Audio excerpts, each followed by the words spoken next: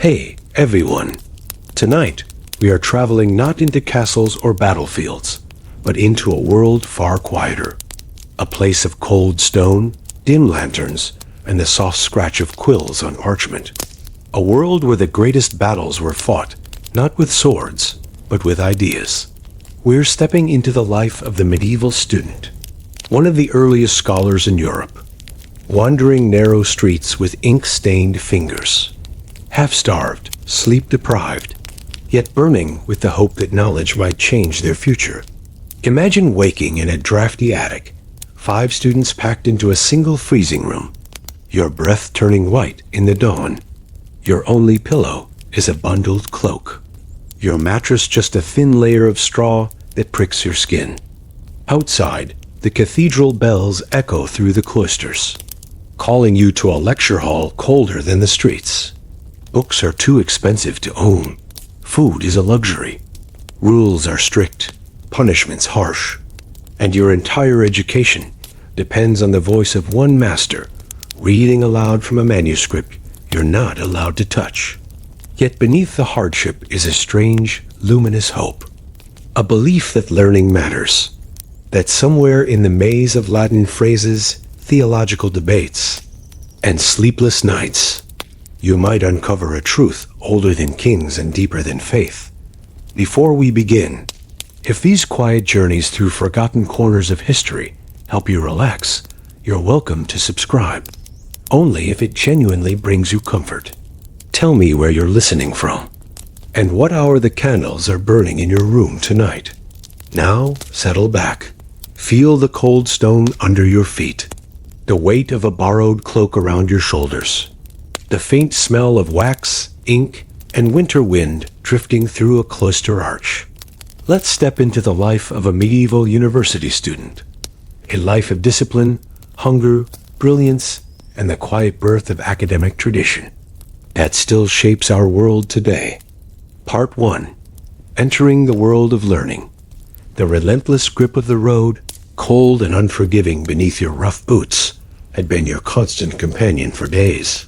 Each step was a testament to aching muscles, to bone-deep weariness, driven by a yearning for knowledge that defied the brutal realities of medieval travel.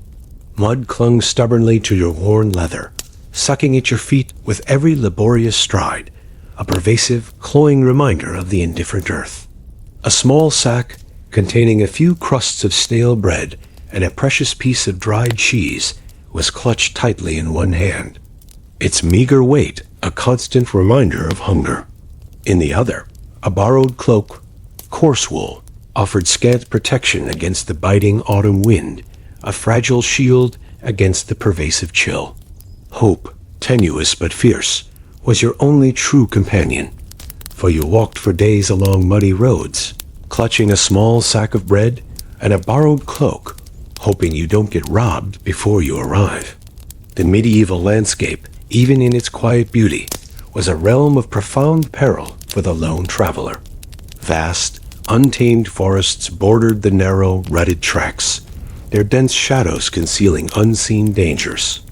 Beyond the occasional, isolated hamlet or the distant spire of a fortified castle, human presence was sparse, and human mercy often rarer still.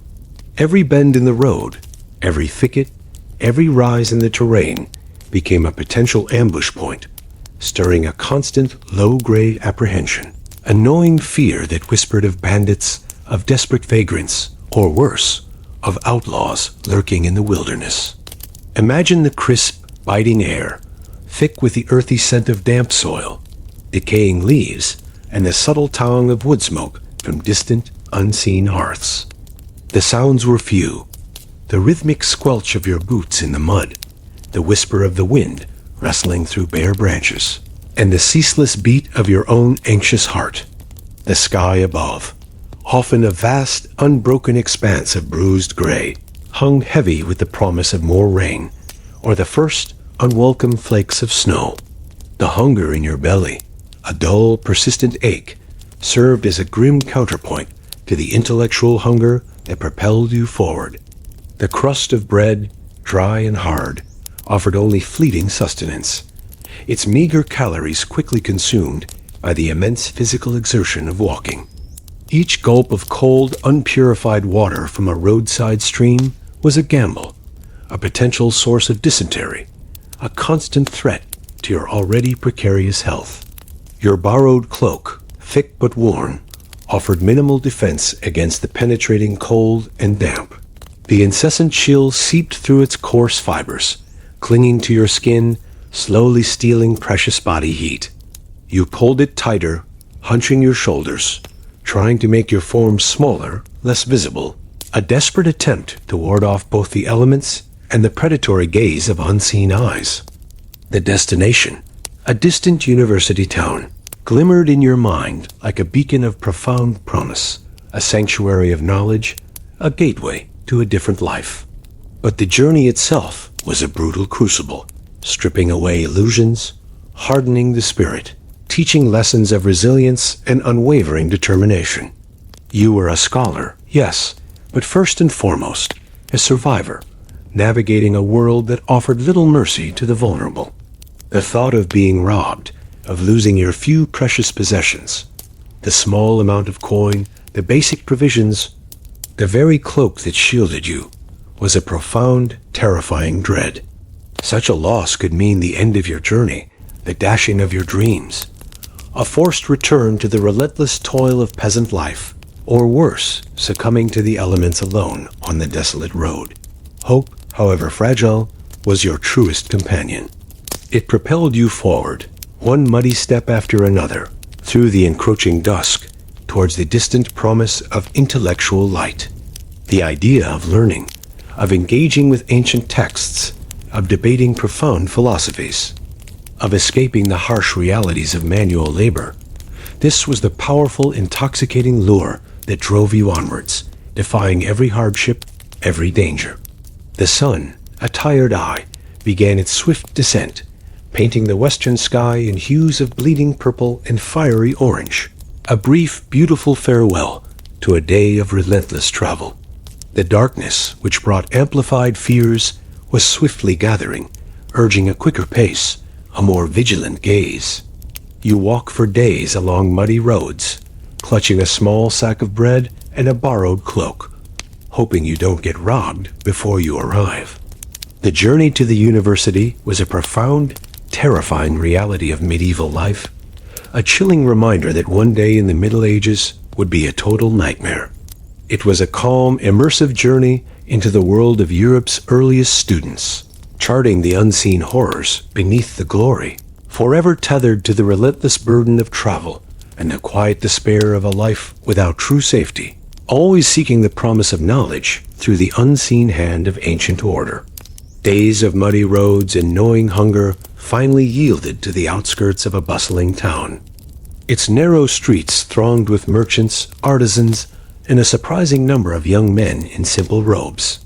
Beyond the clamor of the marketplace, a different kind of edifice rose, solemn and imposing. Stone arches, ancient and weathered, soared above you, echoing with footsteps and hushed whispers. The university feels like a monastery, a sanctuary, and a maze all at once, transforming a scholar's dream into a tangible, yet profoundly bewildering, reality, a silent declaration of intellectual pursuit amidst the rigid order of medieval life. Imagine the crisp, cool air, thick with the earthy scent of damp stone, old parchment, and the lingering aroma of incense from a distant chapel. The sounds of the bustling town receded, replaced by a profound quietude that hummed with purpose. Muted colors and slow, atmospheric pacing defined this new world, its very stillness a contrast to the outside world. The university, typically a cluster of buildings centered around a grand cathedral or a monastic foundation, was not a single unified campus as we understand it today. Instead, it was an intricate, often sprawling collection of colleges, hostels, lecture halls, and chapels, its architecture a testament to centuries of incremental growth and spiritual devotion. Listen to the soft echoes of footsteps on polished flagstones, a rhythmic cadence that spoke of deliberate movement, of scholarly purpose. Hear the hushed murmurs of students, their voices low, reverent, conversing in Latin or the local vernacular, discussing philosophical treatises or theological points. See the soaring stone arches, intricately carved, their surfaces worn smooth by countless hands, leading into shaded quadrangles and inner courtyards. Stone arches rise above you, echoing with footsteps and whispers. The university feels like a monastery, a sanctuary, and a maze all at once. The architectural grandeur, the pervasive quiet, the sense of profound intellectual and spiritual activity, imbued the university with an almost monastic atmosphere. It was a sanctuary, yes, a place dedicated to learning and contemplation, set apart from the secular chaos of the world. Yet its complex layout, its numerous buildings, its winding passages, made it feel like an intricate maze, disorienting to the newcomer. The cloisters, open-air courtyards surrounded by covered walkways, were particularly striking. Here, masters and students would walk, debating, contemplating, absorbing the serene atmosphere. The winter wind, even when it whipped through the open spaces, seemed to echo with the ghosts of countless scholars, their murmurs carrying across the stone. The psychological impact on you, the arriving student, was immense. After the perils of the journey, this glimpse of the university was both awe-inspiring and intimidating. It represented the culmination of your dreams, a gateway to a new life. But it also underscored the profound discipline, the strict rules, and the immense intellectual challenges that awaited you. This was a world defined by order, by intellect, by profound faith. The parchment scrolls, filled with ancient wisdom, glowed in your mind like distant stars. The distant chanting from cathedral choirs, faintly audible, seemed to welcome you to a spiritual and intellectual home.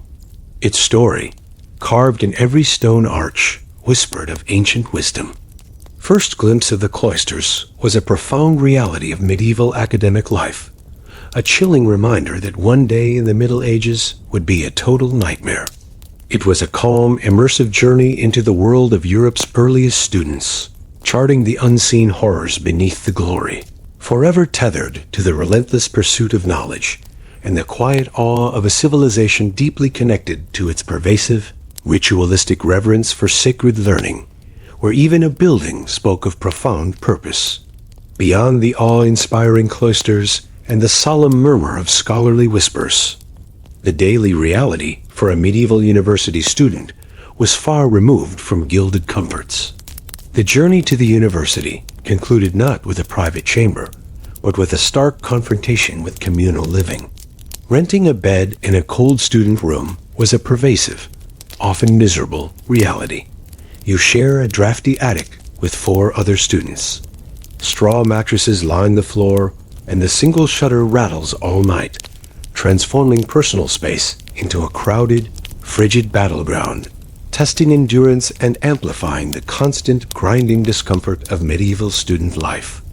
Imagine the air inside the cramped, low-ceilinged attic room, thick with the earthy scent of damp straw, stale breath, and the subtle tongue of unwashed bodies.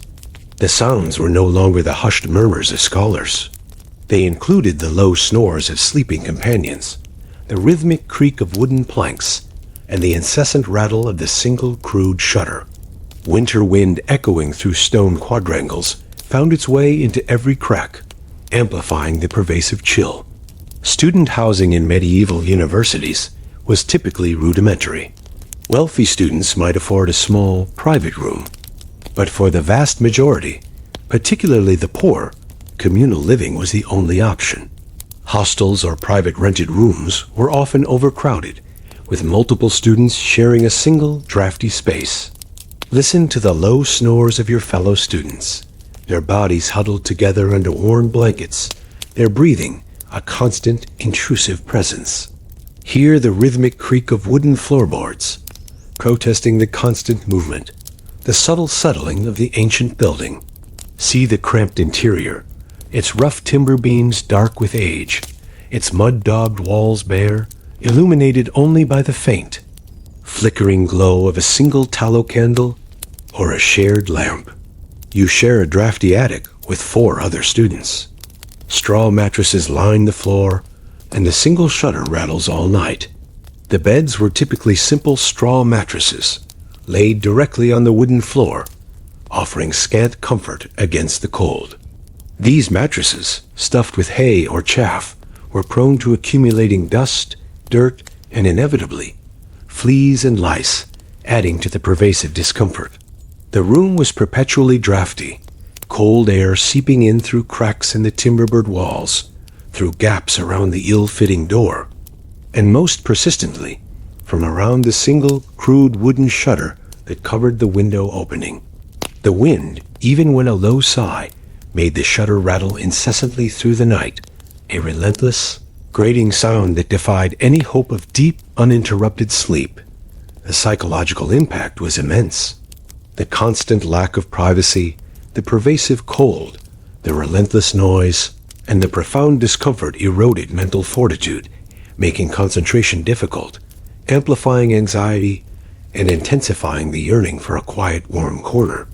This was not the idealized life of a scholar, but a grim daily struggle for basic comfort. The scarcity of resources meant every aspect of their lives was tightly rationed. Fuel for fires was expensive, making the room perpetually cold. Food was meager, and personal hygiene was rudimentary, adding to the pervasive filth. Its story, rattled in every gust of wind, whispered of hardship. Renting a bed in a cold student room was a profound reality of medieval academic life, a chilling reminder that one day in the Middle Ages would be a total nightmare.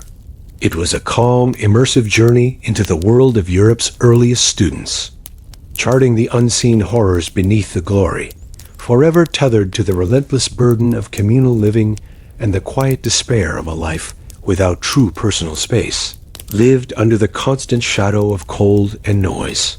Registration with the rector. Beyond the cramped, cold dormitories and the ceaseless rattle of shutters, the act of formal entry into the medieval university was a moment of profound significance, steeped in rigid authority and solemn ritual. Registration with the rector was not a casual enrollment. A stern scholar demanded your oath to obey university laws. You sign your name with trembling hands, knowing discipline is harsh, transforming academic pursuit into a binding legal and moral contract, intensifying the pervasive fear of transgression, and perpetually reminding you of your absolute subservience to the rigorous demands of medieval academic life. Imagine the air inside the rector's office or a university hall, cool and still, thick with the subtle scent of old parchment, ink, and beeswax from numerous candles, mingled with the earthy tang of damp stone. The sounds were no longer the low snores of sleeping students. They included the low murmur of hushed instructions, the rhythmic scratch of a quill on vellum, and the solemn voice of the rector. Candlelight flickering on parchment scrolls, illuminating a formidable figure, cast dancing shadows on the stone walls. The rector, typically the elected head of a university or a college, was a figure of immense authority. He was responsible for the governance of the university, the enforcement of its statutes, and the discipline of its students and masters. His word was law within the academic community, his power absolute. Listen to the low murmur of hushed instructions from a clerk, guiding you through the process, their voice formal and precise. Hear the rhythmic scratch of a quill on vellum, documenting your entry into the university records.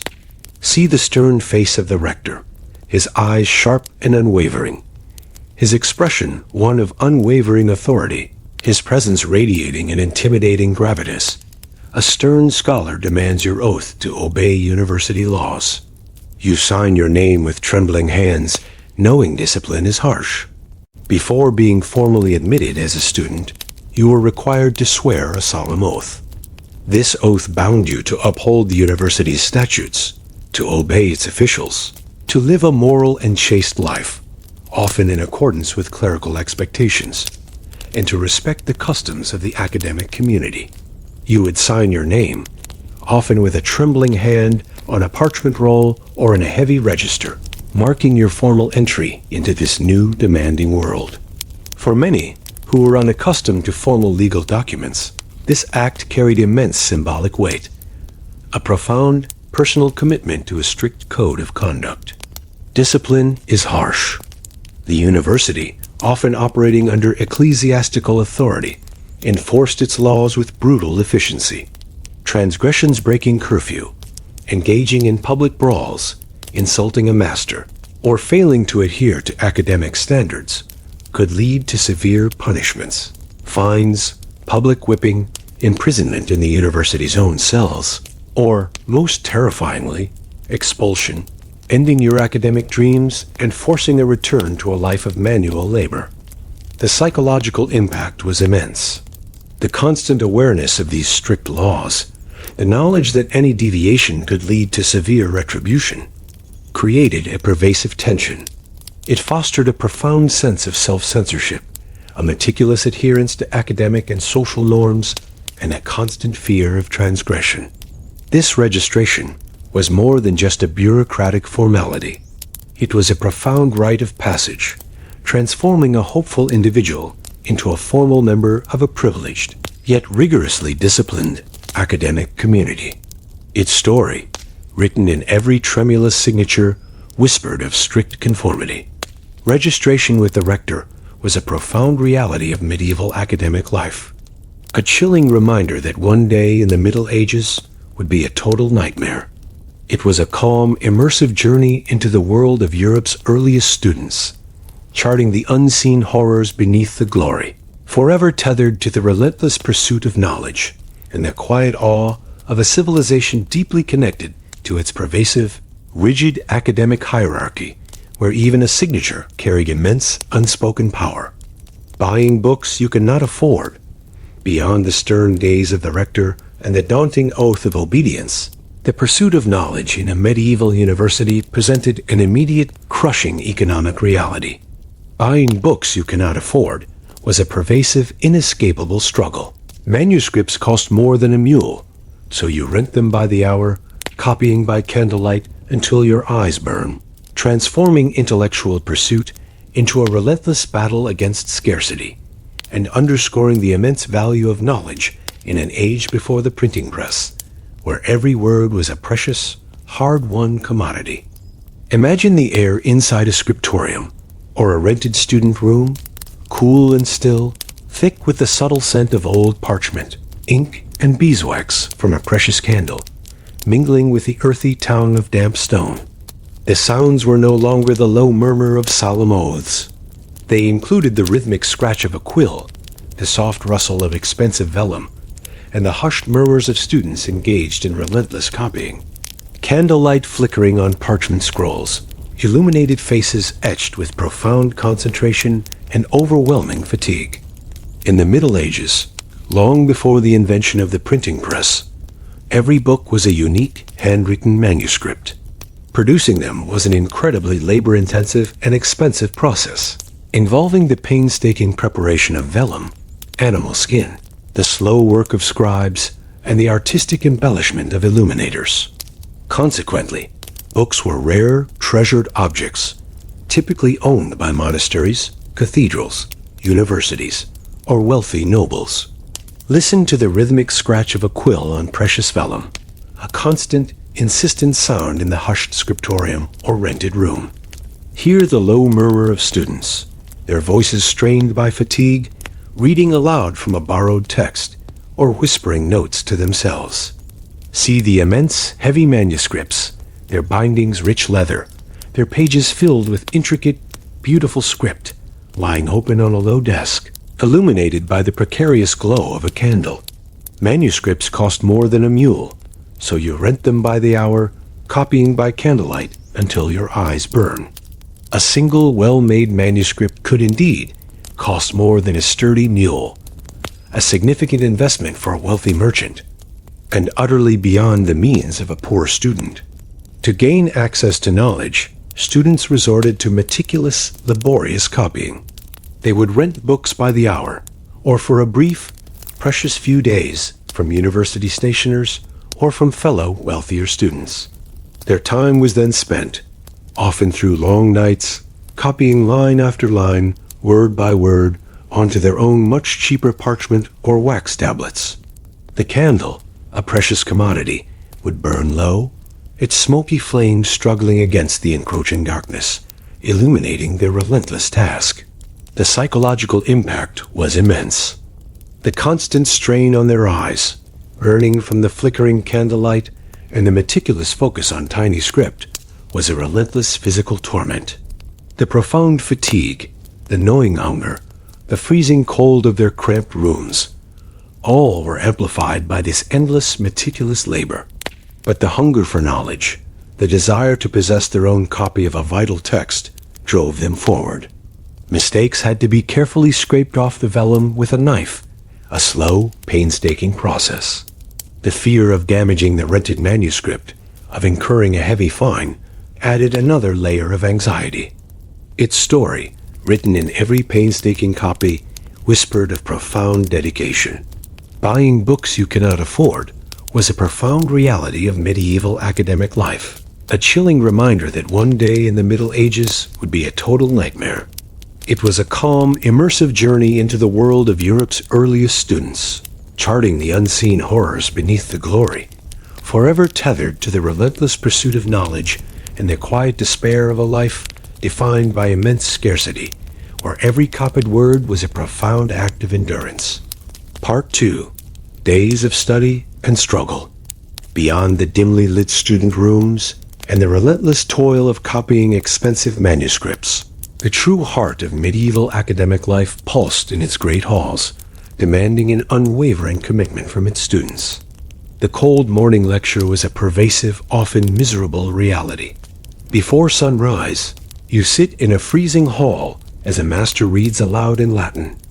The only way to learn without printing presses, transforming the pursuit of knowledge into a relentless battle against physical discomfort, and underscoring the profound value of the spoken word in an age of scarce books. Imagine the air inside the vast, cavernous lecture hall, utterly frigid, thick with the earthy scent of damp stone, stale breath, and the subtle tang of human presence, now permeated by the low drone of a master's voice. The sounds were no longer the rhythmic scratch of a quill. They included the muffled coughs of shivering students, the soft rustle of rough woolen cloaks, and the profound, almost eerie quiet of intense concentration. Winter wind echoing through stone quadrangles found its way into every crack, amplifying the pervasive chill. Medieval universities, unlike their modern counterparts, rarely possessed sophisticated heating systems. Lecture halls, often vast stone structures with high ceilings and large, unglazed windows, were perpetually cold, particularly in the pre-dawn hours of winter. Students, many already weakened by poor nutrition and shallow sleep, endured these frigid conditions as a fundamental part of their education. Listen to the muffled coughs of shivering students, their breath pluming white in the frigid air, their bodies hunched, wrapped tightly in their coarse woolen cloaks, trying to find a fleeting measure of warmth. Hear the low drone of the master's voice, his words clear and authoritative, echoing slightly in the vast, cold space. See the rows of students, their faces pale and drawn, their expressions a mixture of intense concentration and profound physical discomfort. Before sunrise, you sit in a freezing hall as a master reads aloud in Latin. The lectures would often begin in the pre-dawn hours, a practice designed to maximize the use of expensive daylight for other tasks. Students would arrive in the dark, guided by lanterns, and sit for hours on hard wooden benches, their bodies growing steadily colder. A master, often cloaked in heavy robes, would read aloud from a precious, rare manuscript, his voice filling the freezing hall. This was the only way to learn without printing presses. In an age where books were incredibly scarce and expensive, direct access to texts was limited. The primary method of instruction was oral. The master would read from his text, interpreting, commenting, and dictating key passages. Students would then furiously take notes on wax tablets or scraps of parchment, meticulously copying the spoken word, their fingers stiff with cold. The psychological impact was immense. The constant physical discomfort, The pervasive cold, the immense intellectual demands of listening attentively to complex Latin texts, the need for precise note-taking, these eroded mental fortitude, making concentration difficult, amplifying anxiety, and intensifying the yearning for warmth and sustenance. The learning was profound, but the struggle was equally so. It was a testament to the students' fierce hunger for knowledge, their unwavering determination to pursue their studies, despite the brutal physical realities. Its story, echoing in every Latin phrase, whispered of relentless pursuit. The cold morning lecture was a profound reality of medieval academic life, a chilling reminder that one day in the Middle Ages would be a total nightmare. It was a calm, immersive journey into the world of Europe's earliest students, charting the unseen horrors beneath the glory, forever tethered to the relentless pursuit of knowledge and the quiet despair of a life defined by physical discomfort and intellectual rigor, where learning was a privilege, not a right. The pain of memorization.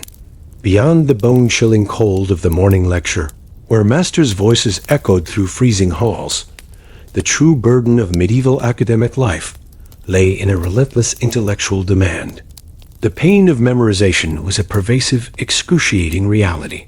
You memorize entire books, not because you want to, but because testing is done without notes and failure brings shame, transforming the pursuit of knowledge into a brutal mental and psychological ordeal, steeped in an ever-present fear of public disgrace and the crushing weight of academic failure.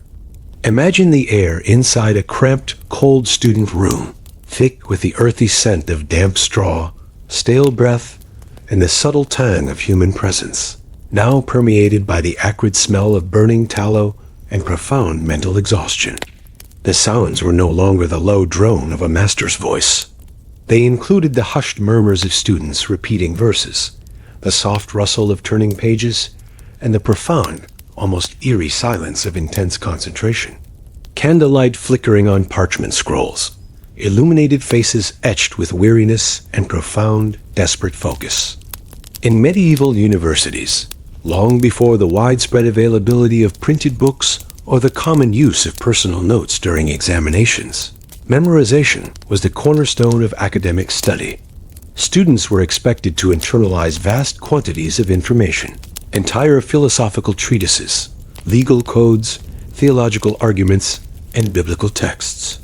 Listen to the low, rhythmic murmur of students, their voices soft and insistent, repeating Latin verses, legal principles, philosophical arguments, over and over again, for hours on end, deep into the night. Hear the soft rustle of parchment as they desperately reviewed texts, trying to commit every word, every nuance to memory.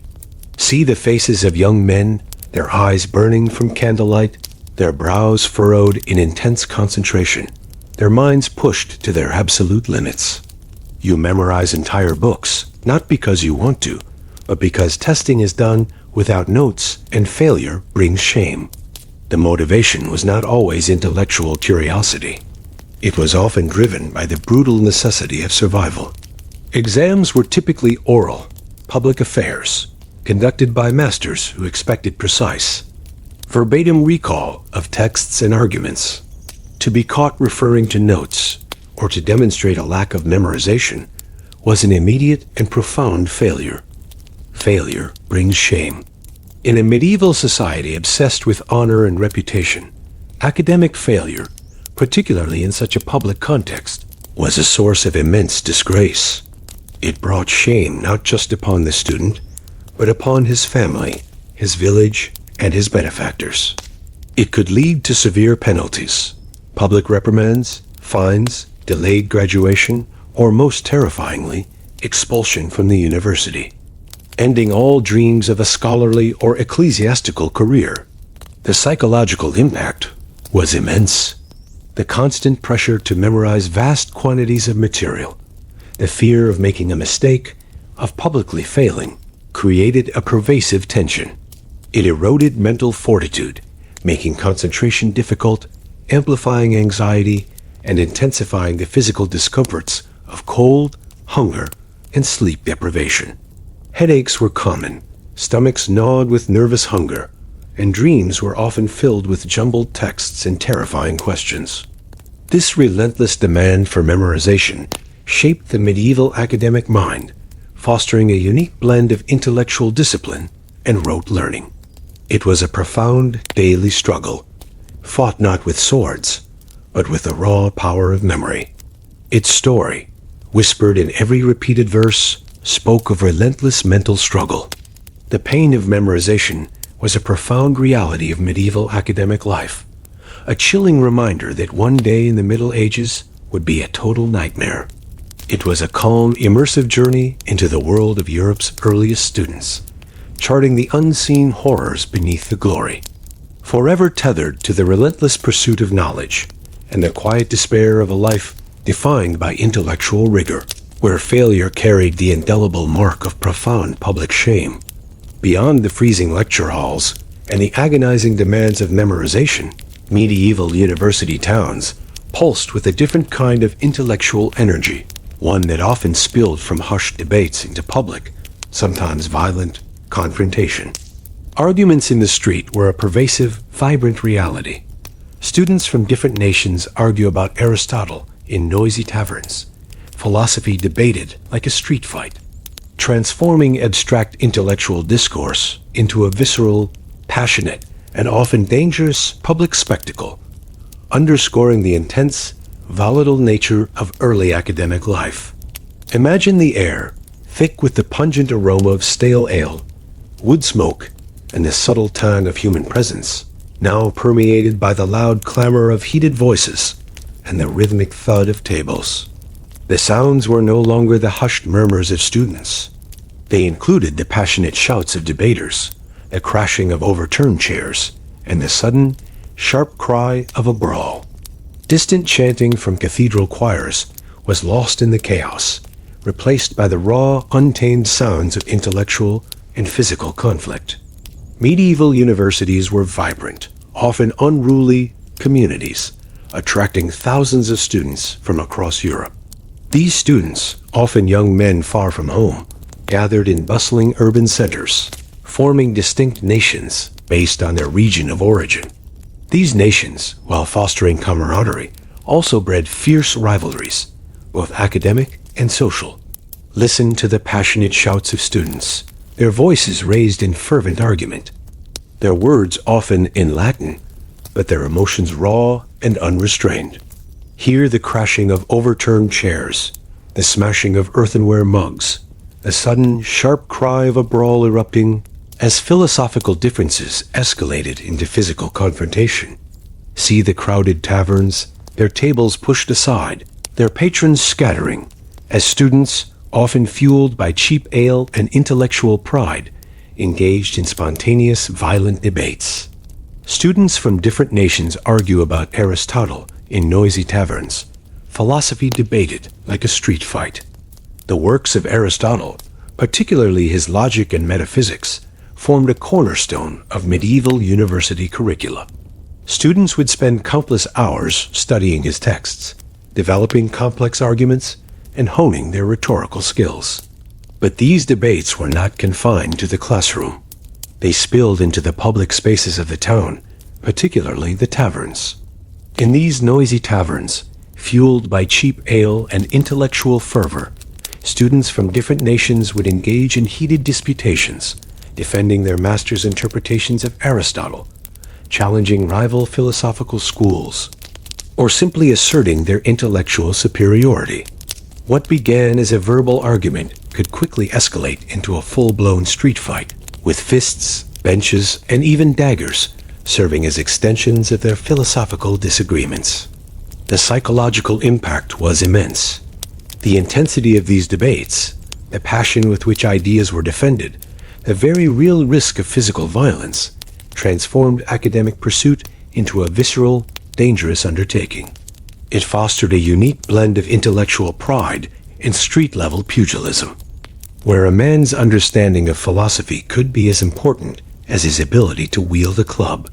These brawls, often between rival nations, were a constant feature of medieval university towns, leading to frequent clashes with townspeople who often resented the unruly students, and intervention from university authorities or the city guard.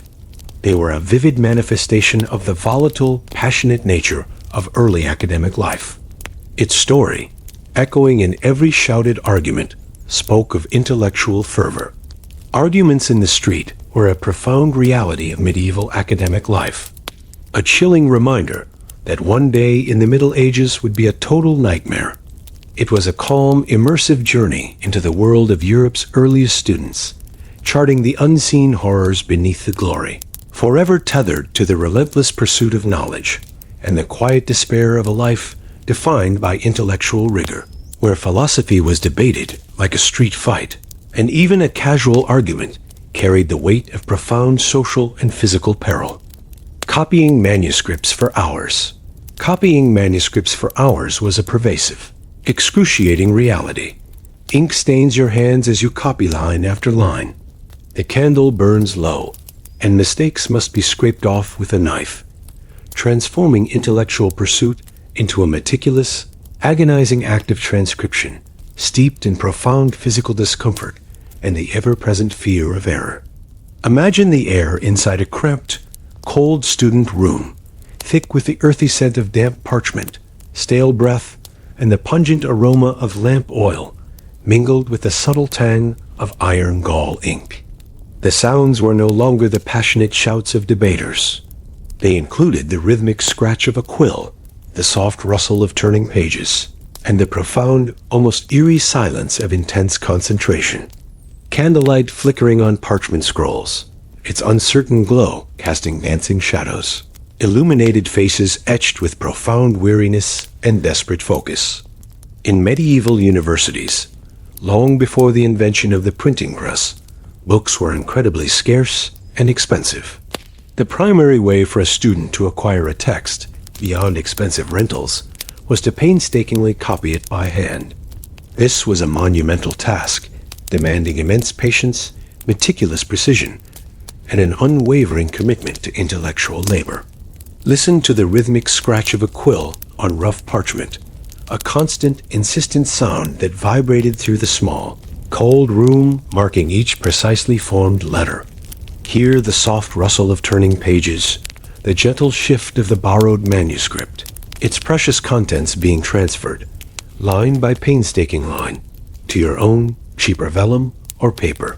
See the small, cramped desk, its surface scarred by countless hours of work, illuminated by the precarious glow of a single tallow candle.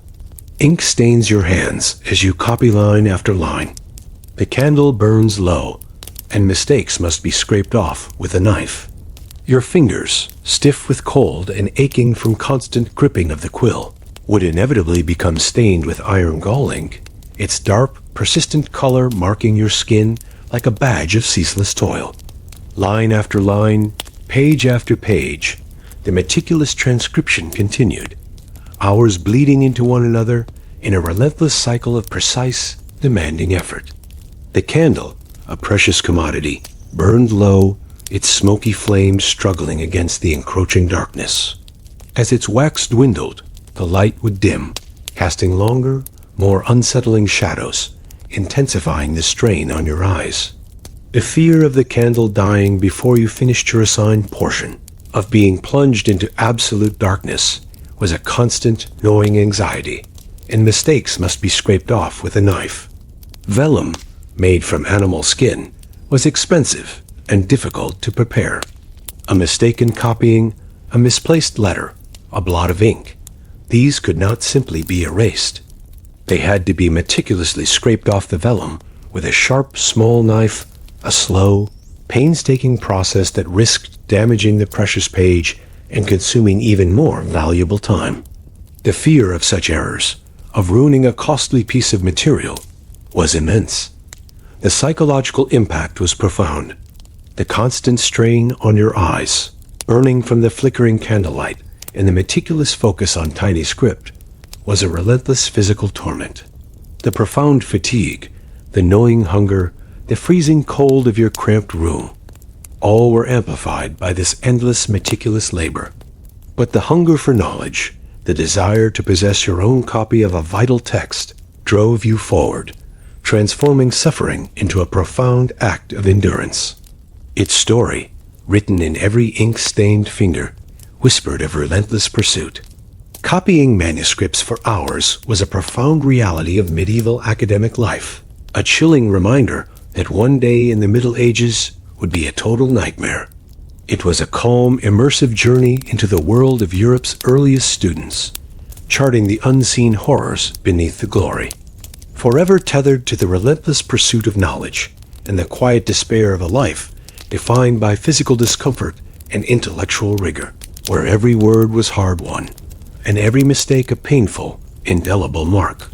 Seeking wisdom from older scholars.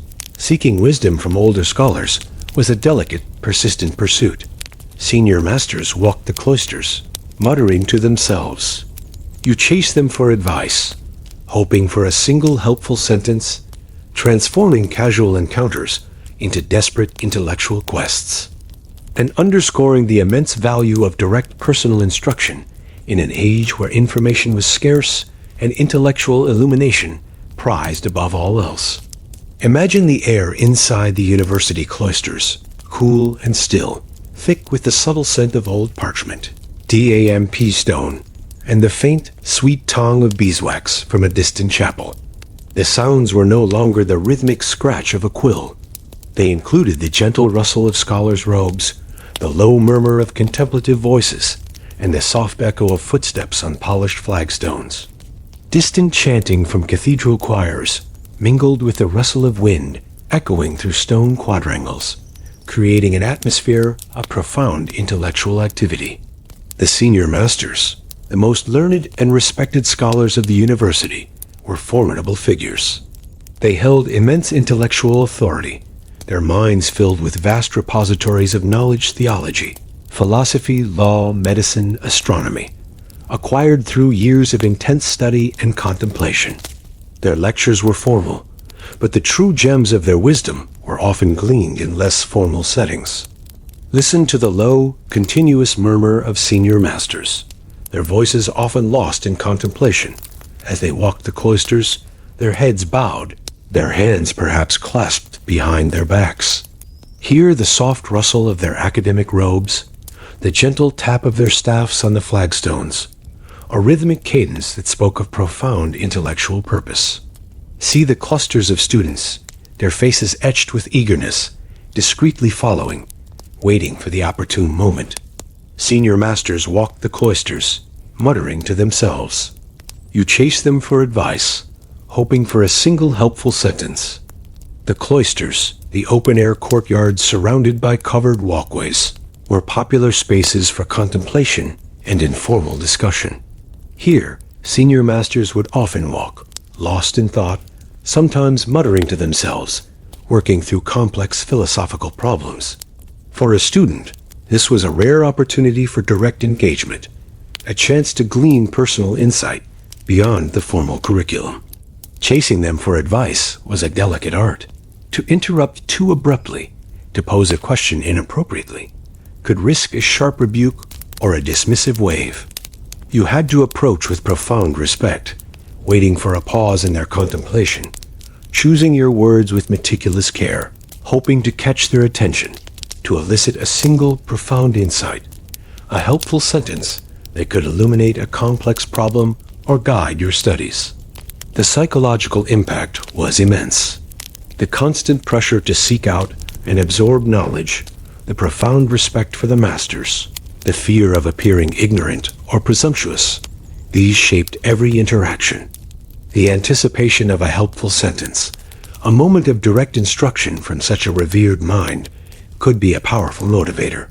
This informal mentorship, this desperate seeking of wisdom, was a crucial part of the medieval academic experience. It fostered a unique blend of intellectual discipline and personal connection, bridging the gap between formal lectures and individual understanding. Its story, whispered in every sought-after phrase, spoke of relentless intellectual pursuit. Seeking wisdom from older scholars was a profound reality of medieval academic life, a chilling reminder that one day in the Middle Ages would be a total nightmare. It was a calm, immersive journey into the world of Europe's earliest students, charting the unseen horrors beneath the glory. Forever tethered to the relentless pursuit of knowledge and the quiet awe of a civilization deeply connected to its pervasive intellectual hierarchy, where even a single sentence could unlock a world of understanding. Part 3. Discipline, Danger, and Daily Life. University rules were brutal. Break curfew or insult a master, and you face whipping, fines, or expulsion. Learning is a privilege, not a right, transforming academic pursuit into a constant, terrifying negotiation with authority, and instilling a pervasive fear of transgression that dictated every action, every word, and every moment within the hallowed, yet often merciless, halls of academia. Imagine the air inside a university hall or a rector's office, cool and still, thick with the subtle scent of old parchment, ink, and beeswax from numerous candles, mingled with the earthy tang of damp stone and pervasive apprehension. The sounds were no longer the low murmur of contemplation. They included the solemn voice of the rector, the sharp crack of a whip, and the hushed gasps of terrified students. Winter wind echoing through stone quadrangles amplified the chilling reality of harsh discipline. Medieval universities, often operating under ecclesiastical or royal charters, were independent entities with their own extensive legal systems and disciplinary powers. Students, often young, unruly men far from home, gathered in dense urban centers, creating constant challenges for maintaining order. To control this volatile population, university statutes were numerous, detailed, and rigorously enforced. Listen to the low murmur of students, their voices hushed, recounting the latest punishment meted out, the severity of the fines, the public humiliation. Hear the sharp, authoritative voice of the rector, or a proctor, pronouncing a sentence, his words cutting through the silence with chilling finality. See the faces of students, their expressions a mixture of fear and grim resignation, gathered to witness a public whipping or an expulsion ceremony. Break curfew or insult a master, and you face whipping, fines, or expulsion. Learning is a privilege, not a right. Transgressions, however minor, could lead to severe retribution. Breaking curfew, a common rule designed to prevent student riots and brawls with townspeople, could result in fines or imprisonment. Insulting a master, a grave act of disrespect to academic authority, could lead to public whipping or even expulsion. Engaging in public drunkenness, prostitution, or violence were also met with brutal efficiency. Whipping, a common corporal punishment, was often administered publicly, designed to inflict both physical pain and profound humiliation. Fines for those with the means were a constant drain on their meager resources. Expulsion, the ultimate academic punishment, ended all dreams of a scholarly or ecclesiastical career, forcing a return to a life of manual labor or destitution. Learning is a privilege, not a right. This was the underlying philosophy of medieval academic discipline. Access to knowledge, to a university education, was a rare and precious opportunity, often funded by family sacrifice or ecclesiastical patronage. To squander that privilege through misconduct was an unforgivable sin, met with swift and unyielding consequences. The psychological impact was immense. The constant awareness of these brutal rules, the knowledge that any deviation could lead to severe retribution, created a pervasive tension. It fostered a profound sense of self-censorship, a meticulous adherence to academic and social norms, and a constant fear of transgression, shaping every action, every word. Its story, etched in every punitive decree, whispered of strict control. University rules were brutal, was a profound reality of medieval academic life, a chilling reminder that one day in the Middle Ages would be a total nightmare. It was a calm, immersive journey into the world of Europe's earliest students, charting the unseen horrors beneath the glory, forever tethered to the relentless pursuit of knowledge and the quiet despair of a life defined by harsh discipline, where learning was a privilege, not a right. Beyond the strictures of university law and the threat of severe discipline, medieval academic life, particularly in bustling urban centers, was punctuated by a different, more chaotic danger. Student riots and town brawls were a pervasive, often violent, reality. Townfolk hate students. Fights erupt over food, rent, or insults.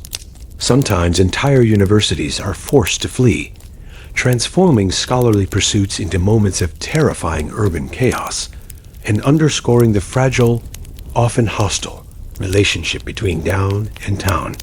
Imagine the air, thick with the pungent aroma of stale ale mud, and the acrid tang of human rage, mingling with the cries of a panicked crowd. The sounds were no longer the low murmur of academic debate. They included the shouts of angry mobs, the crashing of overturned market stalls, the sharp clang of weapons, and the desperate screams of terrified citizens. Candlelight flickering on parchment scrolls, now lying scattered in the streets, illuminated scenes of brutal urban violence. Medieval university towns, such as Oxford, Cambridge, Paris, or Bologna, were often volatile environments. Students, typically young, unmarried men, often wealthy and privileged, were notoriously unruly. Their presence, often in large numbers, strained local resources, drove up prices, and frequently led to clashes with the local townspeople, who often resented their perceived arrogance, their special legal privileges, and their drunken behavior. Listen to the shouts of angry mobs, their voices raw with rage, echoing through the narrow, winding streets. Hear the crashing of overturned market stalls, the smashing of earthenware pots, the sharp clang of makeshift weapons knives. Clubs, stones as students and townspeople engaged in brutal, spontaneous brawls. See the chaotic scenes, figures grappling in the mud, men striking each other with furious abandon, the streets becoming a terrifying arena of urban violence. Townfolk hate students. Fights erupt over food, rent, or insults. The flashpoints for these conflicts were numerous and often trivial. Disputes over the price of food in the market, arguments over exorbitant rents charged by landlords, or perceived insults exchanged in a tavern could quickly escalate into full-blown riots. The underlying resentment of the townspeople, who often felt exploited by the university and its privileged students, easily boiled over into violence. Sometimes entire universities are forced to flee. These town-gown conflicts could be incredibly severe, lasting for days, resulting in numerous deaths, and often requiring the intervention of royal authority. In extreme cases, if the violence became too widespread, or the university felt its rights and privileges were too deeply threatened, the entire body of masters and students would temporarily secede or disperse, fleeing the city to find refuge elsewhere. This was a profound act of protest, often crippling the local economy and forcing cities to make concessions. The psychological impact was immense. The constant threat of urban violence, the knowledge that any outing could turn into a brawl, created a pervasive tension. It eroded any sense of safety, transforming the city streets into potentially dangerous battlegrounds, blurring the lines between academic life and brutal, everyday peril. The fear of being caught in a riot, of being mistaken for a rival, or of suffering serious injury was a constant, gnawing anxiety. Such brawls could derail an academic career, lead to imprisonment, or even death. Its story, written in every smashed window, whispered of constant friction. Student riots and town brawls were a profound reality of medieval academic life, a chilling reminder that one day in the Middle Ages would be a total nightmare. It was a calm, immersive journey into the world of Europe's earliest students, charting the unseen horrors beneath the glory, forever tethered to the relentless pursuit of knowledge, and the quiet despair of a life defined by profound social conflict and the ever-present threat of urban violence. Living off cheap bread and weak ale was a fundamental, unyielding truth. You eat what you can: black bread, dried fish, and thin ale that barely warms you in winter. Transforming intellectual pursuit into a constant battle against hunger, cold, and malnutrition, and underscoring the immense sacrifice required to achieve an education in an age of profound material deprivation. Imagine the air inside a cramped, cold student room, thick with the earthy scent of stale bread, damp straw, and the subtle tang of human presence, now permeated by the yeasty aroma of weak ale. The sounds were no longer the shouts of angry mobs.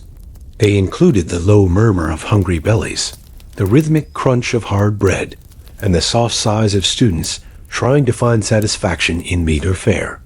Winter wind echoing through stone quadrangles found its way into every crack, amplifying the pervasive chill. For the majority of medieval students, particularly those not from wealthy noble or merchant families, their existence was one of profound poverty. Their education was often funded by immense family sacrifice, small scholarships, or by working as tutors or copyists. Every penny, every morsel of food was meticulously rationed. Listen to the low murmur of hungry bellies, a persistent, uncomfortable rumble against the quiet morning sounds. Hear the rhythmic crunch of hard black bread as it was slowly, deliberately chewed, its texture often tough and dry, requiring immense effort. See the single coarse loaf, dark and dense, often a day or two old, its surface sometimes tinged with mold, being carefully broken into portions. You eat what you can: black bread, dried fish, and thin ale that barely warms you in winter. Black bread, made from the cheapest, coarsest grains, barley, rye, oats, often bulked out with bran or even sawdust in times of famine, was the staple of their diet. It was hard, bland, and provided minimal nutrients, but it offered crucial calories. Dried fish, usually cheap and heavily salted, provided a meager source of protein, its pungent aroma permeating their living spaces. The thin ale, low in alcohol, but safer to drink than often contaminated water, was consumed daily, providing precious calories and hydration. It was cold, barely offering a moment of warmth, its taste often flat and sour. In winter, with heating scarce and food meager, the body struggled desperately to maintain core temperature, its internal furnace constantly starved. The psychological impact was immense. The constant hunger, the monotonous, unappetizing diet, the relentless cold, these eroded mental fortitude, making concentration difficult, amplifying anxiety, and intensifying the physical discomforts of sleep deprivation. Headaches were common, illnesses rampant, and the sheer physical weakness a constant companion. The academic demands, already brutal, were made even harder by this constant physical deprivation. To study, to memorize, to debate, on a perpetually empty stomach, in a freezing room, required immense willpower and profound resilience. Illness in the dormitories was a terrifying, pervasive reality. Cold, smoke, fleas, and disease spread quickly. A simple fever can close the university for months, transforming communal living into a breeding ground for contagion, and underscoring the immense fragility of life in an age utterly devoid of modern hygiene and medical understanding. Imagine the air inside a cramped, low-ceilinged dormitory, thick with the pungent aroma of stale straw, damp wool, and the subtle tang of human presence, now mingled with the sour smell of sickness and profound weakness. The sounds were no longer the low murmur of restless sleepers. They included the insistent, racking coughs, the low moans of fever, the frantic scratching of itchy skin, and the anxious murmurs of worried roommates. Distant chanting from cathedral choirs was muted, replaced by the grim symphony of suffering. Medieval student dormitories or hostels were typically overcrowded, unsanitary, and poorly ventilated. Multiple students shared a single room, often sleeping on straw mattresses laid directly on the floor. Access to clean water for washing was limited. Latrines were rudimentary, and personal hygiene was minimal. These conditions created perfect breeding grounds for disease. Listen to the incessant hacking coughs echoing through the cramped dormitory, their sound raw and insistent, making breath a painful struggle for a feverish student. Hear the low moans of feverish bodies, tossing restlessly on their straw beds, their skin slick with sweat, yet shivering uncontrollably. See the flushed faces, the dull, unfocused eyes, the young men fighting a desperate, silent battle against an invisible enemy, their fragile lives hanging in the balance. Cold, smoke, fleas, and disease spread quickly. The constant cold of the drafty rooms, exacerbated by insufficient heating, weakened immune systems. The thick, acrid smoke from small braziers, if allowed, or nearby hearths irritated lungs, making them susceptible to infection. Fleas and lice, ubiquitous in the straw bedding and coarse clothing, were vectors for various diseases, including typhus and, horrifyingly, the bubonic plague. A simple fever can close the university for months. Illnesses: dysentery, influenza, smallpox. Measles spread with terrifying speed and lethality in such crowded conditions. What began as a single case of fever could quickly become a full-blown epidemic, overwhelming the small local medical resources. Universities would sometimes be forced to close their doors, dispersing students, often for months, disrupting their studies and jeopardizing their futures. The psychological impact was immense. The constant fear of falling ill, the knowledge that a simple fever could swiftly claim a life, was a crushing burden. It amplified the sense of profound helplessness, deepening the despair, transforming the student dormitory into a crucible of suffering and fear. The lack of effective medicine, the absence of trained physicians, and the immense difficulty of seeking help from distant settlements meant that even relatively minor illnesses could quickly become lethal. Recovery was often a matter of chance or divine whim. Its story, told in every hacking cough, whispered of constant peril. Illness in the dormitories was a profound reality of medieval academic life, a chilling reminder that one day in the Middle Ages would be a total nightmare. It was a calm, immersive journey into the world of Europe's earliest students, charting the unseen horrors beneath the glory, forever tethered to the relentless assault of pervasive disease and the quiet despair of a life without basic medical understanding. Punishments for cheating were brutal, public, and designed to leave an indelible mark. If caught, you stand before the entire faculty, humiliated, your future crumbling with every whispered accusation, transforming a moment of desperation into a profound public disgrace. Now illuminated faces etched with stern condemnation. Academic honesty was paramount in medieval universities, particularly given the immense value of manuscripts and the rigorous demands of memorization. Cheating or any attempt to gain an unfair advantage in examinations or disputations was considered a grave breach of academic ethics, an insult to the masters, and a stain on the honor of the university itself. Listen to the low murmur of hushed whispers from the assembled students, their voices a blend of morbid curiosity and profound fear as the accused was brought forward. The accused would be brought before the assembled faculty, the rector, the deans, the masters, and often the entire student body. There, his crime would be publicly announced, his name disgraced, his dignity stripped away. Humiliation was the primary torment. The shame of being publicly exposed as dishonest, of having one's integrity questioned before one's peers and superiors, was immense. The whispered accusations, carrying through the silent hall, sealed his fate, marking him as untrustworthy, academically dishonest, and morally lacking. Your future crumbling with every whispered accusation. The consequences for cheating were devastating. Fines, corporal punishment, whipping, or even imprisonment were possibilities. But the most terrifying penalty was often expulsion. This meant the end of an academic career, the dashing of all dreams of becoming a scholar, a cleric, a lawyer, or a physician. His future, so painstakingly pursued, would crumble, forcing a return to a life of manual labor or destitution. The psychological impact was immense.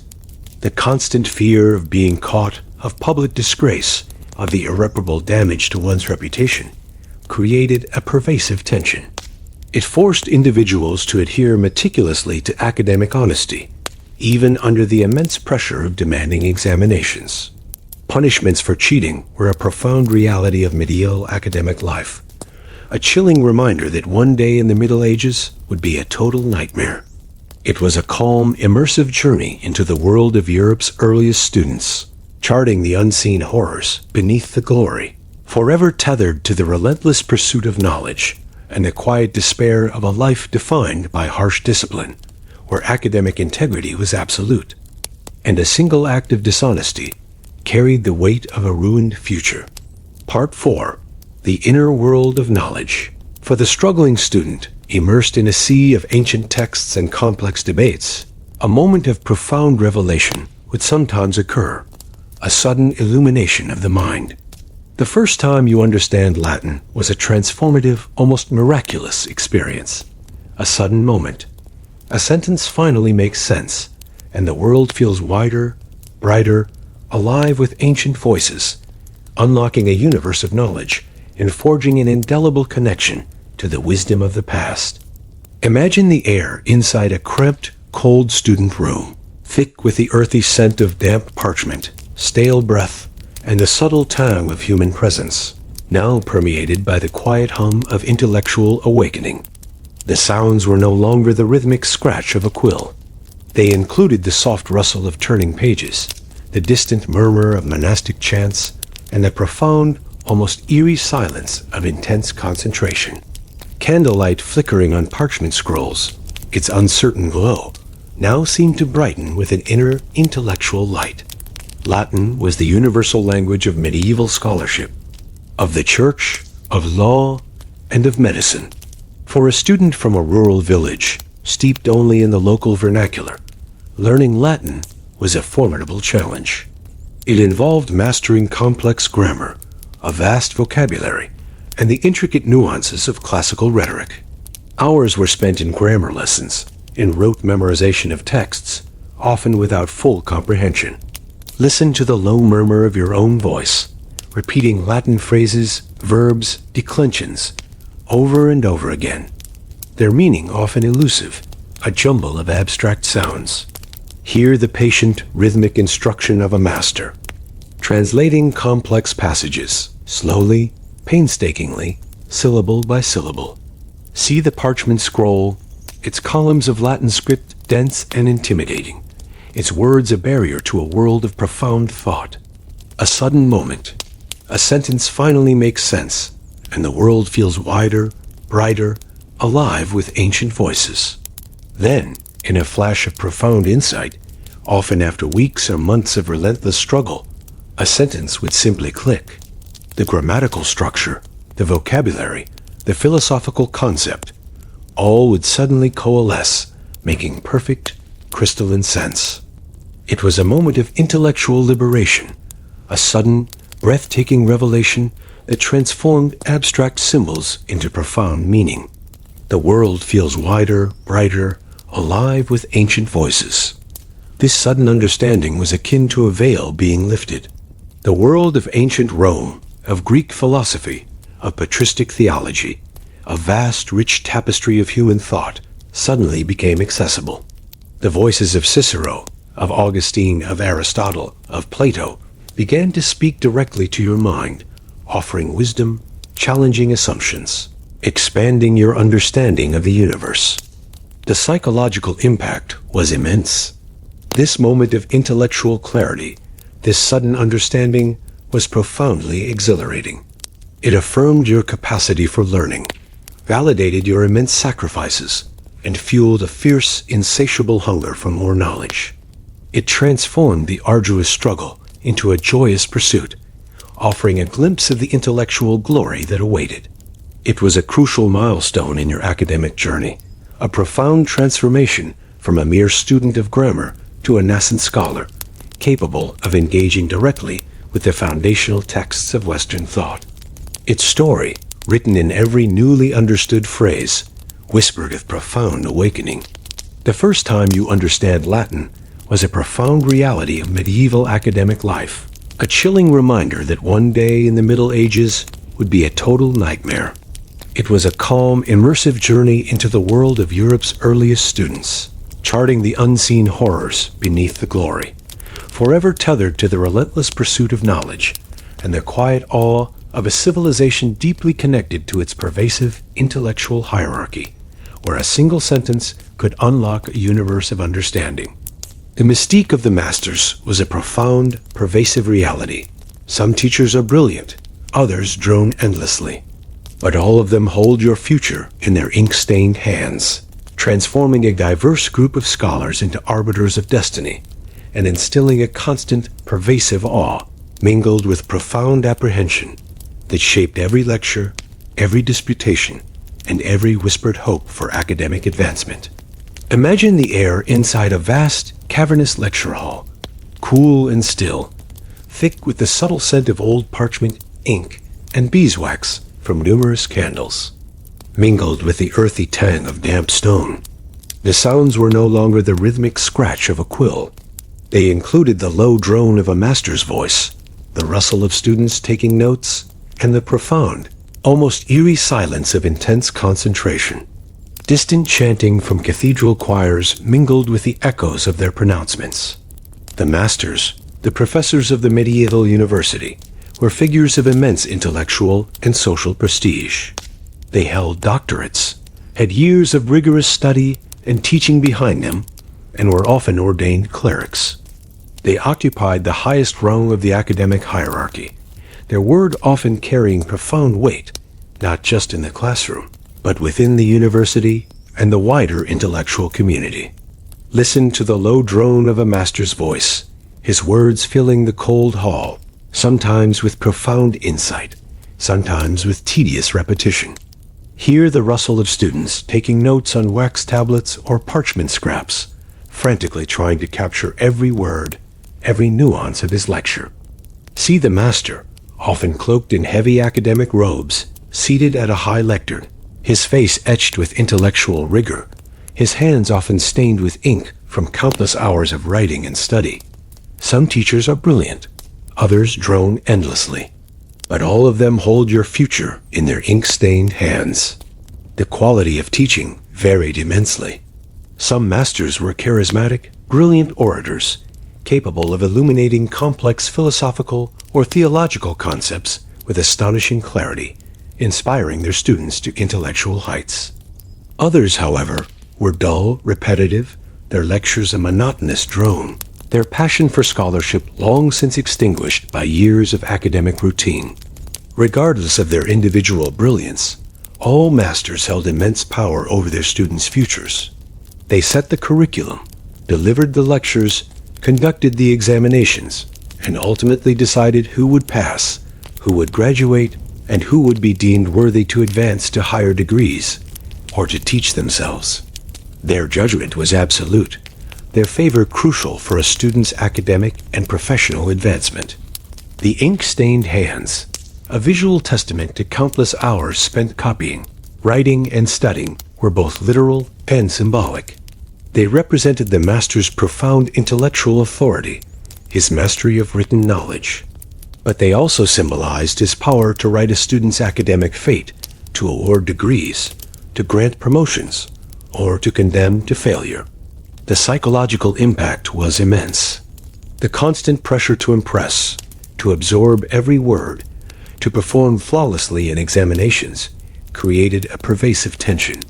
The fear of displeasing a master, of failing to grasp his teachings, of being deemed unworthy, was immense, for it jeopardized your entire academic future. Its story, written in every ink-stained finger, whispered of relentless intellectual struggle. The mystique of the masters was a profound reality of medieval academic life, a chilling reminder that one day in the Middle Ages would be a total nightmare. It was a calm, immersive journey into the world of Europe's earliest students, charting the unseen horrors beneath the glory, forever tethered to the relentless pursuit of knowledge and the quiet awe of a civilization deeply connected to its pervasive intellectual hierarchy, where personal futures rested in the hands of its most learned. The art of public debate was the crucible of medieval scholarship, a profound, terrifying ritual. You stand before the class, defending your argument as others challenge you. A trial by fire for any scholar, transforming intellectual discourse into a vibrant, often aggressive performance, and underscoring the immense value placed on logic, rhetoric, and the ability to defend one's ideas under intense scrutiny.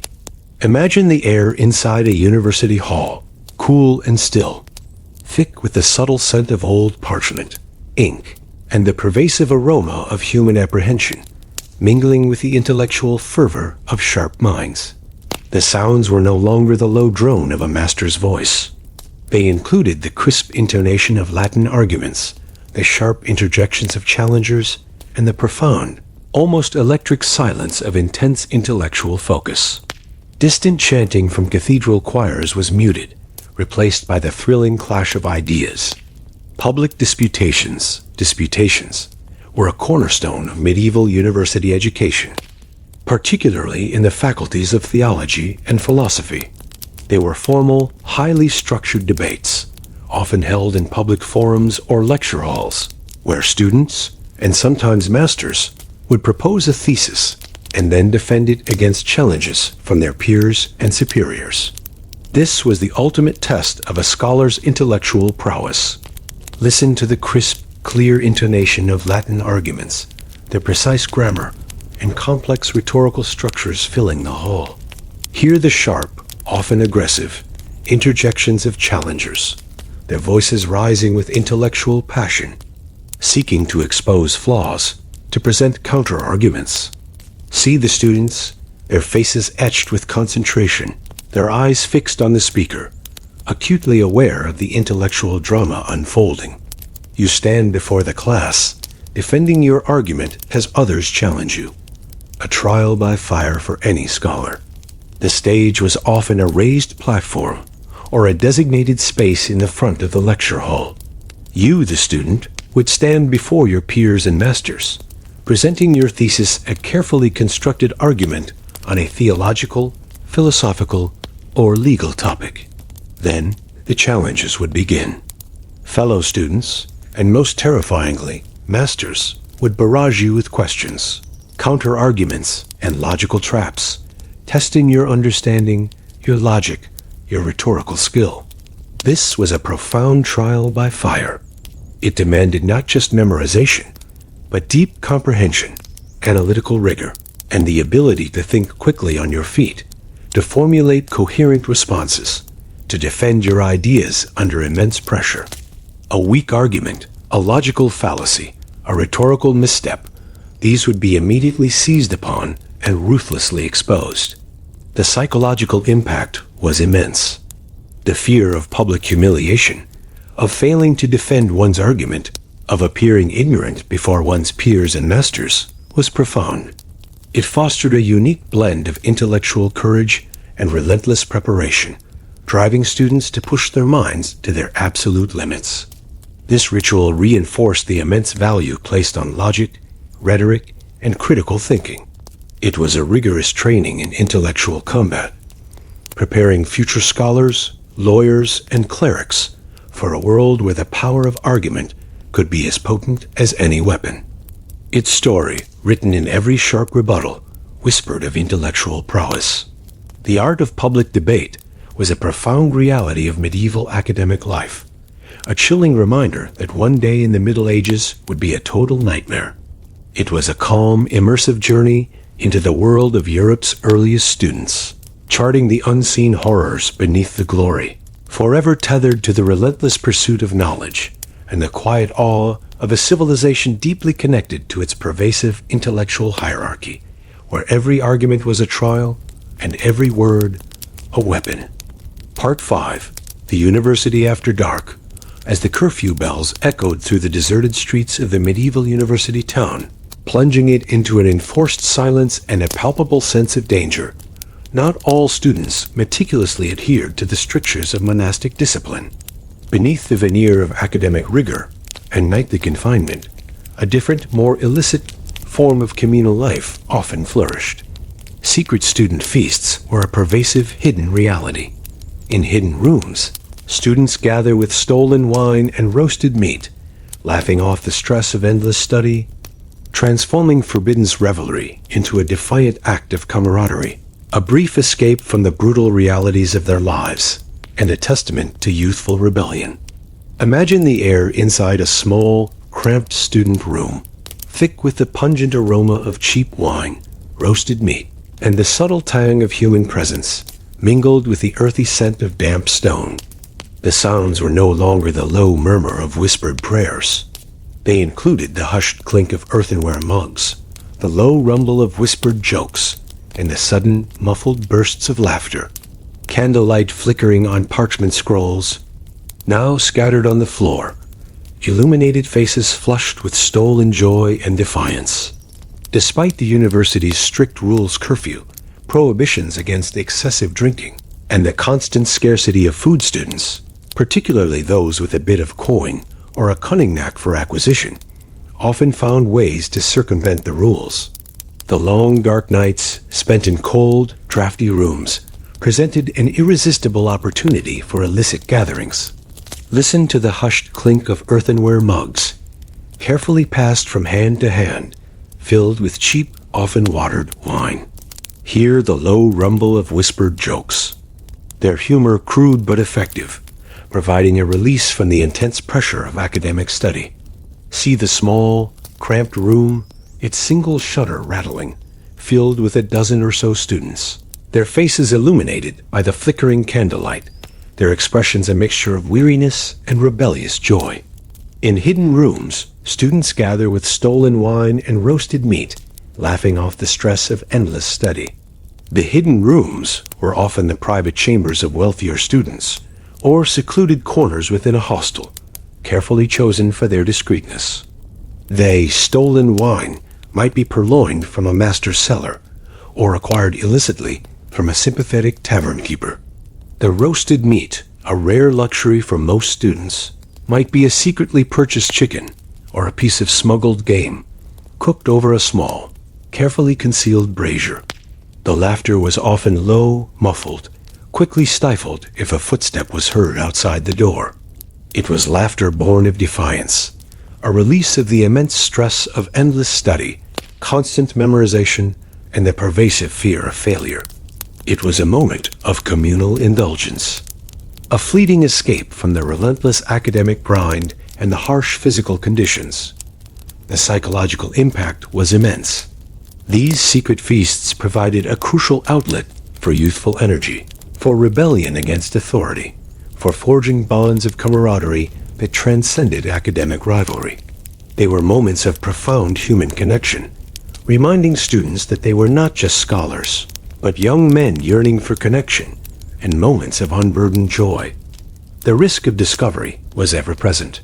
A sudden raid by university proctors, a noise overheard by a watchful servant, a betrayal by an envious student. Any of these could lead to severe punishment, threatening their academic future. Its story, whispered in every hushed chuckle, spoke of youthful rebellion. Secret student feasts were a profound reality of medieval academic life, a chilling reminder that one day in the Middle Ages would be a total nightmare. It was a calm, immersive journey into the world of Europe's earliest students, charting the unseen horrors beneath the glory, forever tethered to the relentless pursuit of knowledge and the quiet despair of a life defined by harsh discipline, yet illuminated by the defiant glow of hidden revelry. Lessons by candlelight. For many, the darkness brought a different kind of vigil, one born of relentless academic pressure. Reciting lessons by candlelight was a pervasive, agonizing reality. You whisper Latin verses in the dark, afraid the candle will die before you finish your assignment, transforming intellectual pursuit into a solitary, desperate battle against exhaustion and scarcity, and underscoring the profound value of every word, every moment of light in an age before modern illumination. Imagine the air inside a cramped, cold student room, thick with the earthy scent of damp parchment, stale breath, and the subtle tang of human presence, now permeated by the warm, waxy smell of burning tallow. The sounds were no longer the muffled laughter of secret feasts. They included the low murmur of whispered verses, the rhythmic scratch of a quill if taking notes, and the soft hiss of a dwindling flame. Candlelight flickering on parchment scrolls, its uncertain glow, cast dancing shadows that seem to sway with your profound concentration. In medieval universities, memorization was paramount. Students were expected to internalize vast quantities of information, entire philosophical treatises, legal codes, theological arguments, and biblical texts, often in Latin. Examinations were typically oral, demanding precise, verbatim recall, often without notes. The night after lectures and disputations was therefore a crucial period for this relentless task. Listen to the low murmur of your own voice, whispering Latin verses in the dark, repeating complex passages over and over, trying to etch them indelibly into your weary mind. Hear the soft rustle of parchment as you desperately review a text, illuminated by the precarious glow of a single tallow candle. See your face, etched with profound fatigue and intense concentration, illuminated by the flickering flame, your eyes burning from the strain. You whisper Latin verses in the dark, afraid the candle will die before you finish your assignment. The candle, typically made from tallow, rendered animal fat, was a precious commodity, its light ephemeral, its burn short, and its acquisition expensive. It was meticulously conserved, its flame guarded, for its light was invaluable for study. The fear of the candle dying, plunging the room into absolute darkness before you finished your memorization or copied a crucial passage, was a constant, gnawing anxiety. The cold of the cramped room, the gnawing hunger, the profound fatigue, these physical discomforts were amplified by the relentless intellectual demands. The constant strain on your eyes, burning from the flickering candlelight, and the meticulous focus on tiny script, was a relentless physical torment. Sleep, when it came, was shallow, restless, often punctuated by fragments of Latin verses, by the haunting images of unmemorized passages. The psychological impact was immense. The constant pressure to memorize, the fear of academic failure, of public disgrace, the profound solitude of your intellectual struggle, this eroded mental fortitude. Yet the hunger for knowledge, the desire to succeed, to escape a life of manual labor, drove you forward, transforming suffering into a profound act of endurance. This was a profoundly personal struggle, fought in silence, illuminated by a single fragile flame. Every whispered verse, every moment of concentration was a testament to your unwavering commitment to your studies, a desperate gamble for a better future. You whisper Latin verses in the dark, afraid the candle will die before you finish your assignment. Reciting lessons by candlelight was a profound reality of medieval academic life, a chilling reminder that one day in the Middle Ages would be a total nightmare. It was a calm, immersive journey into the world of Europe's earliest students, charting the unseen horrors beneath the glory.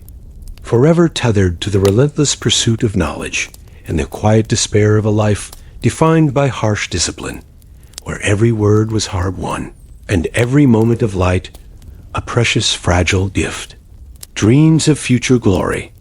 For the exhausted scholar, grappling with endless memorization and the gnawing anxieties of survival, sleep became a precious, albeit often restless, portal. Dreams of future glory were a constant, inspiring presence. You imagined becoming a master yourself, wearing robes, lecturing in the halls where you now freeze as a student, transforming profound yearning into vivid, potent visions that fueled ambition and sustained hope in a world defined by struggle. Imagine the air inside the cramped, cold student room, thick with the earthy scent of damp straw, stale breath, and the subtle tang of human presence, now permeated by the profound stillness of sleep. The sounds were no longer the low murmur of whispered verses. They included the soft rustle of blankets, the rhythmic breathing of a restless sleeper, and the faint, internal echoes of unspoken aspirations. Candlelight flickering on parchment scrolls, now unread, illuminated a world with a mind free from daily burdens, conjured its most cherished hopes. The medieval university, for all its brutality, was a place of immense social mobility for those who succeeded. For a poor student, often from a peasant background, to attend university was a profound privilege, a chance to escape a life of endless toil and achieve a position of power, influence, and intellectual prestige as a master, a cleric, a lawyer, or a physician. Listen to the low murmur of your own subconscious, weaving together images of triumph, of recognition, of a future utterly transformed. Hear the echoes of imagined applause, the respectful silence of a lecture hall filled with eager students. See your own face, not as the weary, cold student of the present, but as a dignified, revered master, clad in rich academic robes, standing at a lectern, holding forth with profound authority. You imagine becoming a master yourself, wearing robes, lecturing in the halls where you now freeze as a student. In these vivid dreams, the cold, drafty lecture halls where you now shivered, the cramped student rooms where you toiled by candlelight, were transformed. You were no longer the recipient of knowledge, but its dispenser. You wore the distinctive academic robes, a symbol of your advanced degree and high status, no longer the coarse wool of a mere student. Your voice, clear and authoritative, would fill the grand hall, delivering profound lectures, inspiring new generations of scholars. These dreams were more than just idle fantasies. They were powerful psychological anchors, sustaining hope, fueling ambition, and providing crucial motivation through the relentless hardships of student life. They offered a fleeting escape from the gnawing hunger, the pervasive cold, the constant fear of failure, transforming suffering into a powerful vision of a brighter future. The psychological impact was immense. The dreams affirmed your capacity for intellectual achievement, validated your immense sacrifices, and spurred you to even greater efforts. They provided a profound sense of purpose, a belief that your current struggles were temporary, a necessary path to eventual glory. The memory of these dreams, upon waking, would persist, a vibrant counterpoint to the grim reality of a cold room and an unfinished assignment. They were a constant reminder of the prize that awaited, if only you persevered. Its story, whispered in every ambitious thought, spoke of profound aspiration. Dreams of future glory were a profound reality of medieval academic life, a chilling reminder that one day in the Middle Ages would be a total nightmare. It was a calm, immersive journey into the world of Europe's earliest students, charting the unseen horrors beneath the glory. Forever tethered to the relentless pursuit of knowledge and the quiet awe of a civilization deeply connected to its pervasive, intellectual hierarchy, where ambition burned bright, even in the depths of sleep. Graduation day approaches. Graduation day approaches. Your exams loom, hours of debate, questions, and judgment. One last candle burns as your future hangs in the balance, transforming a period of intense pressure into a final, terrifying crucible, a testament to relentless intellectual struggle and the profound, life-altering significance of academic achievement in a world where knowledge was sacred and failure a devastating end. Imagine the air inside your cramped, cold student room, thick with the earthy scent of damp parchment, stale breath, and the subtle tang of human presence, now permeated by the acrid smell of burning tallow and profound, nervous exhaustion. The sounds were no longer the low murmur of whispered dreams. They included the frantic rustle of turning pages, the low murmur of self-recitation, and the rhythmic beat of your own anxious heart. Candlelight flickering on parchment scrolls, its uncertain glow, now struggled against the mental darkness of a lifetime's worth of questions. After years, often decades, of arduous study-cold lectures, relentless memorization, brutal debates, and countless hours copying manuscripts, the moment of truth was at hand. The final examinations were the ultimate test, a terrifying gauntlet that determined whether all your sacrifices, all your toil, all your dreams would finally be realized or utterly shattered. Listen to the frantic rustle of parchment, the soft turning of pages. As you desperately reviewed notes, philosophical arguments, legal precedents, and theological doctrines. Hear the low murmur of your own voice, whispering Latin verses in the dark, reciting complex passages, trying to engrave them indelibly into your weary mind.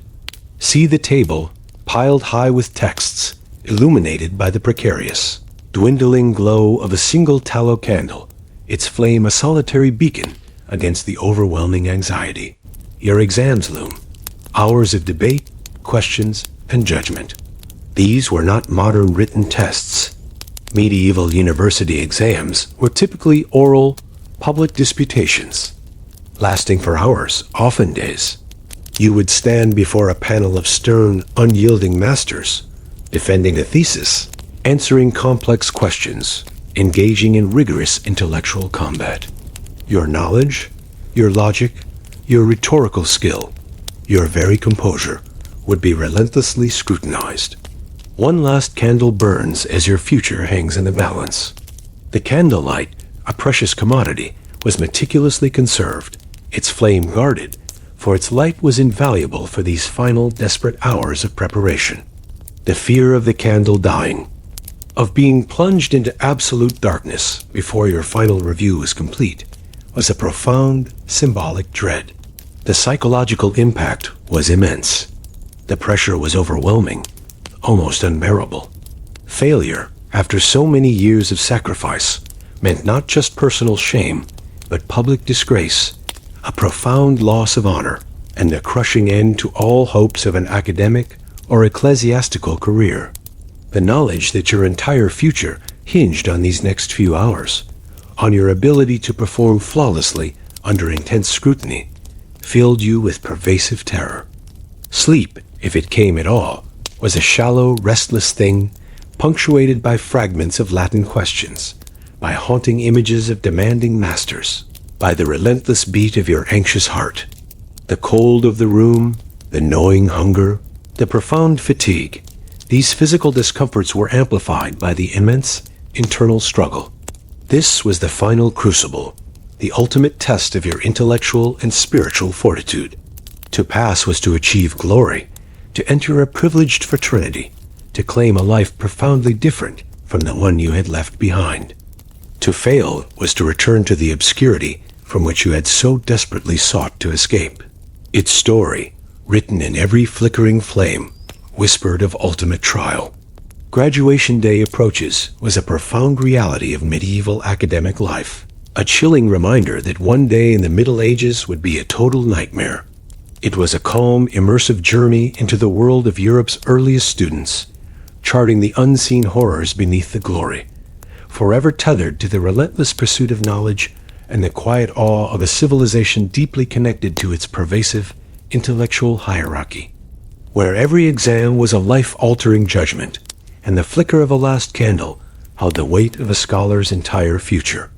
When the last candle gutters low, and your cramped little room settles into its familiar cold stillness, you begin to understand something those early students knew more deeply than we ever could.